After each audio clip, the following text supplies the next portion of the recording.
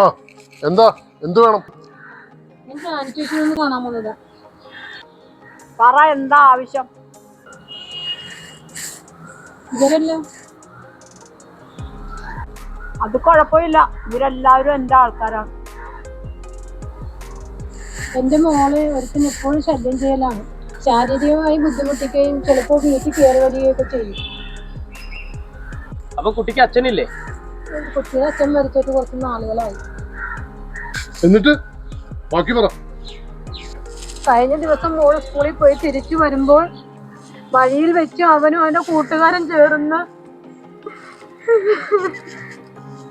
അണ്ണാ ചേച്ചി, ഇതൊരു നടക്ക് പോകുന്ന കേസല്ല. ഇതങ്ങനെ വെറുതെ വിടാൻ പറ്റിയ കേസല്ല.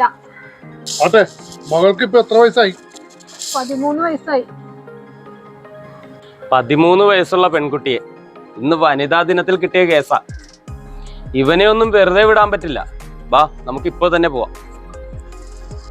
ശരിയാ ശേഖര, നമുക്ക് ഇപ്പൊ തന്നെ പോകാം. സ്ത്രീകളോടുള്ള ക്രൂരത അത് ഞാൻ സഹിക്കില്ല.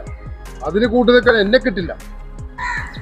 അതിന് ഏത് കൊമ്പത്തിരിക്കണാണേലും അവനെ ഞാൻ വെറുതെ വിടില്ല.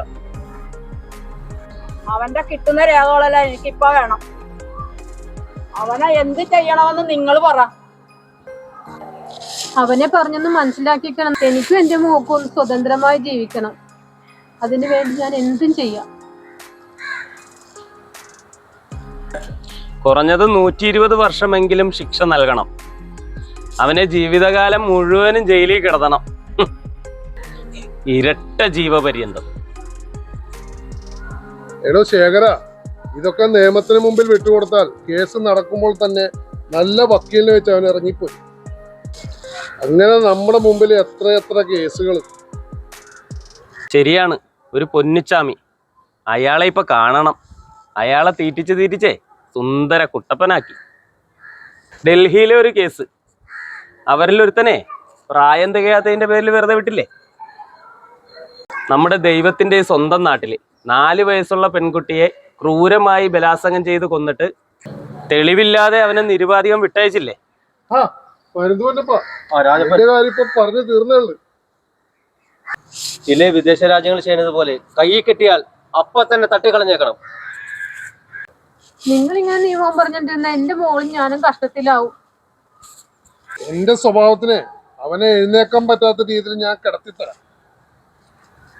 അതിനും മോളിൽ എന്റെ കണക്കിന് അവന്റെ പൂഞ്ഞാമണി അങ്ങോട്ട് ചെത്തിക്കളയണം. അതാണ് വേണ്ടത്. ആട്ടെ, കയ്യിൽ എന്തുണ്ട്? പണമാണോ?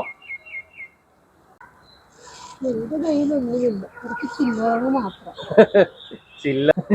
ചില്ലറ കാശ് എന്തിന്? വീട് വലിക്കാനാ? സമയം മെനക്കെടുത്താതെ ഒന്ന് പൊക്കേ.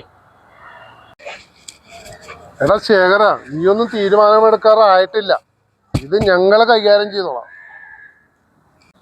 നീ കൂട്ടത്തിൽ നിന്നാ മതി. ശരിയെണ്ണ.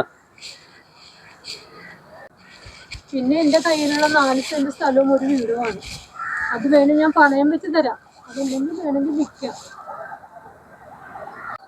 അതിന്റെ ആവശ്യമൊന്നുമില്ല. ഇവനൊരു തെറ്റുപറ്റിയതാണ്. അത് ശരിയാ. ഈ കേസ് നിങ്ങൾ ഫ്രീ ആയിട്ട് ഏറ്റെടുക്കും. ഇന്ന് മാർച്ച് 8 വനിതാ ദിനം. ഈ കേസ് ഞങ്ങൾ ഇന്ന് ഫ്രീ ആയിട്ട് ഏറ്റെടുക്കും.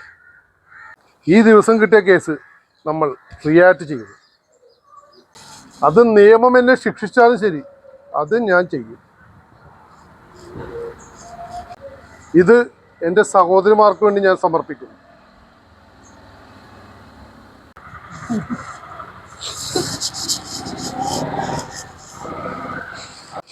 എടി ജാനു, നീ ആ ടൂൾസ് റെഡിയാക്ക്. ഞാൻ എൻ്റെ പിള്ളേരൊക്കെ ഒന്ന് റെഡിയാക്കിയിട്ട് വരാം. ശരി അണ്ണാ. എടാ ശേഖര, വാടാ. വേണം.